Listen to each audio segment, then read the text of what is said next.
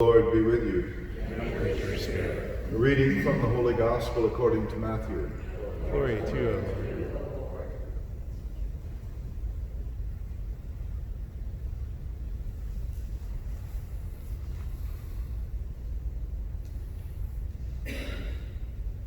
Jesus told his disciples this parable. A man going on a journey called his servants and entrusted his possessions to them. To one he gave 5 talents, to another 2, to a third 1, to each according to his ability. Then he went away. Immediately the one who had received 5 talents went and traded with them and made another 5. Likewise the one who received 2 made another 2. But the man who received 1 went off and dug a hole in the ground and buried his master's money. After a long time, the master of those servants came back and settled accounts with them. The one who had received 5 talents came forward, bringing the additional 5. He said, "Master, you gave me 5 talents. See, I have made you 5 more." His master said to him, "Well done, my good and faithful servant. Since you were faithful in small matters, I will give you great responsibility. Come, share your master's joy." Then the one who had received 2 talents also came forward and said, "Master, you gave me 2 talents. See, I have made you 2 more." His master said to him, "Well done, my good and faithful servant. Since you were faithful in small matters, I will give you great responsibilities. Come, share your master's joy."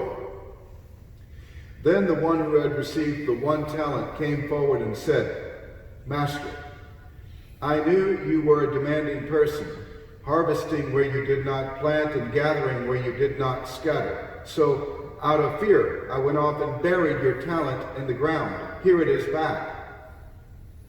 The master said to him in reply, "You wicked, lazy servant.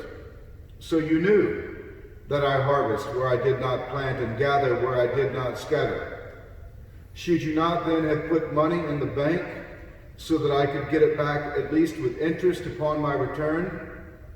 Now then, take the talent from him and give it to the one with 10. For to everyone who has, more will be given, and he will grow rich. But from the one who has not, even what he has will be taken away. And so throw this useless servant into the darkness outside, where there will be wailing and grinding teeth." The Gospel of the Lord. Praise to you, Lord Jesus Christ.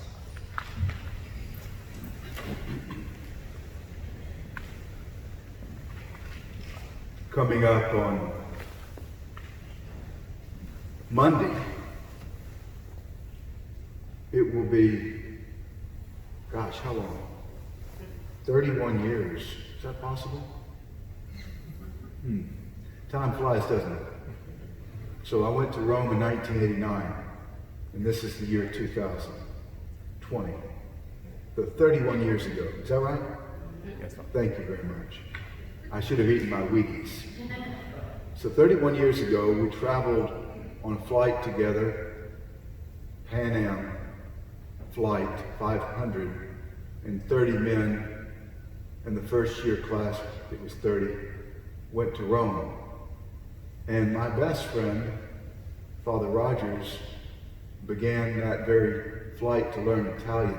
He was sitting with an Italian family around him, so he began to speak to them. We didn't speak any Italian at the time. He just began to speak to them.